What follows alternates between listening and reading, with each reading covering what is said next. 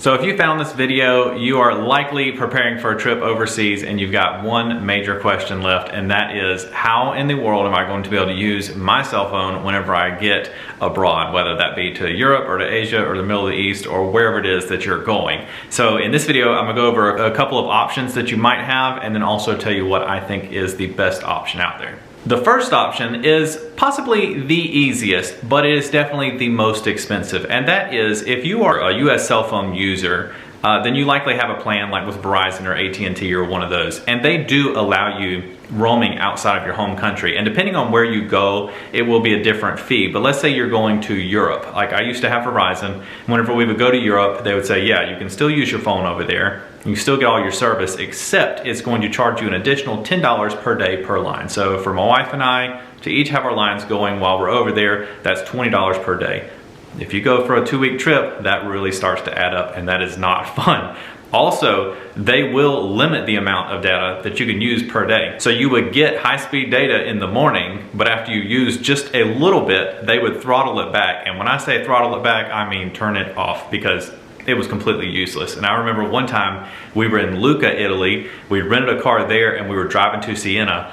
Obviously I'd used my phone that morning, checking my email, getting the car reservation going, all that stuff, and picking up the car, and then we hit the road and then I lost data. We were somewhere between Lucca and Siena, lost as could be, no cell phone data whatsoever. So ended up having to stop at a little gas station. The girl, thankfully, she spoke a tiny bit of English. She just kept telling me speak slowly, and we were able to get things worked out, and I got my directions to get onto Siena. But that is definitely not ideal, obviously. The next option is really popular, and really honestly it's because it's the way it's been done for a long time. And that is where you fly to your country, and once you're there, you either find a kiosk there in the airport, or you get on downtown and you find a kiosk or a cell phone store or something like that, and you buy a local SIM card. Now, then you will have to take your SIM out of your card. Don't lose it, because you're gonna need it whenever you get back home. You'll place this other SIM inside your card. You use it while you're traveling, and then, like I said, swap things back. That gets tricky because sometimes SIMs are hard to take in and out. You got to have a special tool, or the other people have to do it for you.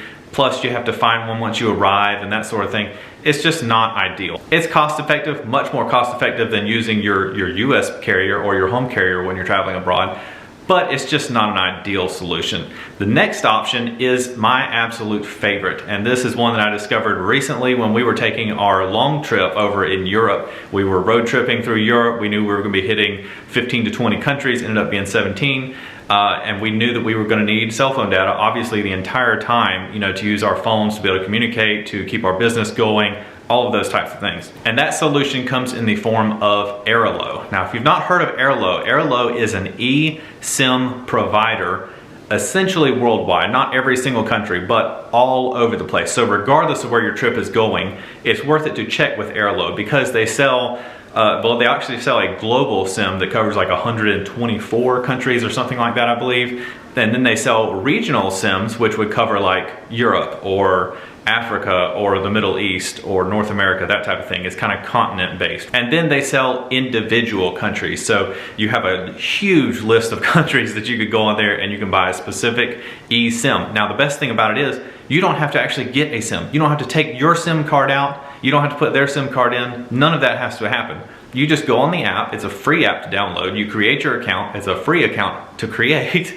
And then you select which SIM you want. So let's say you're just traveling to Italy, you're gonna be there for a couple weeks, then just buy you a SIM that will work inside Italy. If you're gonna be traveling around, let's say you're in Italy and you're going to France and then you're gonna go over to Spain, something like that, then you might want to buy a regional SIM that's gonna cover the duration of your trip. When you look at the SIMs, they are based on time of use and they are based on the data of use. So you get an allotment. They'll say this SIM works for 7 days and 5 gigs, whichever one you run out of first. Or this one might work for 30 days and 15 gigs or something like that. So you select how much time you need and how many gigs you think you're gonna need while you're traveling, and then just purchase the most appropriate SIM. Those SIMs could range anywhere from just a few dollars, honestly. Some of them on there are like I don't know, $3 or $4 or something, and then they go on up to, you know, maybe 30 or 40. There's probably more expensive ones. That's just what I've seen for looking around the Europe area. So you might buy one, if it's just gonna be a short trip, it could just be a couple bucks. If it's gonna be a longer trip, you know, maybe a month, you got like a $30 charge.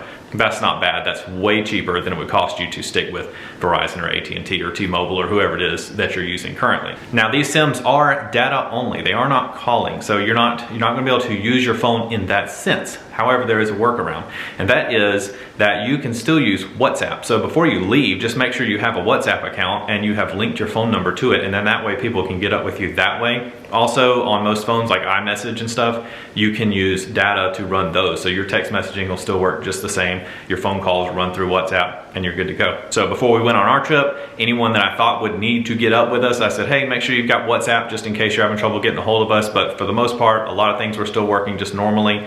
And then we just had WhatsApp just as a backup, which WhatsApp is really good. If you're traveling or if you're new to traveling and you don't have WhatsApp, get WhatsApp anyway. It's free. If you're a US listener, I know a lot of people in the US don't have WhatsApp. It's really becoming popular in the last few years. The rest of the world loves WhatsApp. Everybody else is using it. The US is just a little slow to catch on with it compared to everyone else. So if you're a traveler, definitely get WhatsApp. You are going to use it. And here in the US over the next few years, you're going to see more and more and more people using it here. So how easy is it to use Airalo? Now, like I said, you're going to go in there, you're going to select which SIM you want, and you will purchase that SIM. Buy that SIM before you leave. Go ahead and buy it in the account, but do not activate that SIM. Just leave it in your account for now. Then once you get over there, you fly, you land at the airport, wherever the heck you are, you're in Frankfurt, Germany or something, you land at the airport, you're going to keep your airplane mode on because you don't want your local carrier to pick up you're in another country. You go on the airport Wi-Fi, open up the Airalo app and say, install this eSIM that I've already purchased. You will install it on your phone, and that's just changing a few settings. They've got a quick and easy little step-by-step process to get you turned on. And once it is on, you're good to go. You can turn off airplane mode and check it just to make sure, like maybe before you leave the airport, that way while you still got Wi-Fi, just in case a setting is wrong or something. I usually turn it on right there, just try to pull up a web page, make sure I've got some service, and as long as you do, you keep going. If you don't, step back inside the airport on their Wi-Fi and then reopen the app and just troubleshoot what's going on. It's probably just a setting that's off. For me, there was never an issue. And like I said, we traveled all over. Now we covered 17 countries, and towards the end of our trip, after being over there for months, we crossed the border into Bosnia and I lost service. And I said, oh no, what's going on here? So I had to go to a gas station that had some Wi-Fi. I checked, sure enough, the SIM card, the regional European SIM card didn't work in Bosnia. That was the only country that we came across that it did not cover.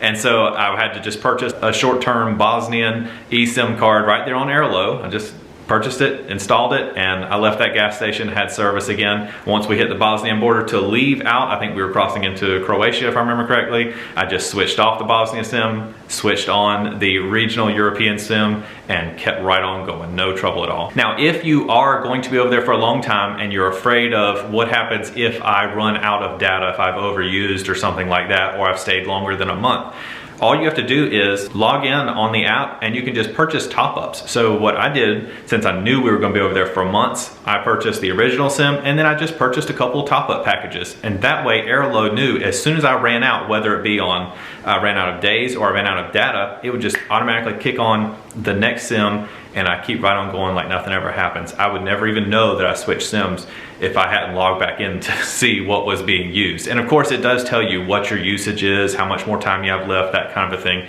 But if you don't want to think about it, just purchase an extra top-up package and have it in the account and you'll never even have to worry about it. So I do hope this helps you guys kind of go over the different options that there are out there. There's a lot of great options, and honestly for me, it's just Airalo is the absolute easiest and most cost-effective way of doing it. Airalo does not work on every single phone out there. Your phone has to be eSIM compatible. You can go on their website and search that, or even Google search it and just make sure that your phone is eSIM compatible. If you have an iPhone made in the last I don't know, maybe 5 years or something like that, even Android, they're all gonna work. Any new-ish phone is going to work. But like I said, go on their website, double check with your phone model, make sure that it works. And also go ahead and search. You can see the prices right then and there to know exactly what it's gonna cost you for a SIM card in Spain or wherever you're going.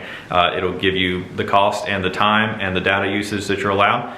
so you can have a good idea of what it's going to cost you for your trip. And like I said, I really feel like this is the most cost-effective and easiest way to still be able to use your phone while you're abroad. And then when you come home, you just switch that SIM off and switch your home SIM back on. I mean, literally with just switching it on your settings, and you are right back at home using your cell phone network at the house. So thanks for watching, guys. I hope you enjoyed this video. I post a lot of tips and tricks for whenever you're traveling, a lot of things about the logistics of getting around the world, especially whenever it comes to Europe. That's just something I love. So if this did help you, please like, subscribe, and hit that bell so you get the notifications whenever I post, and we'll see you guys in the next video.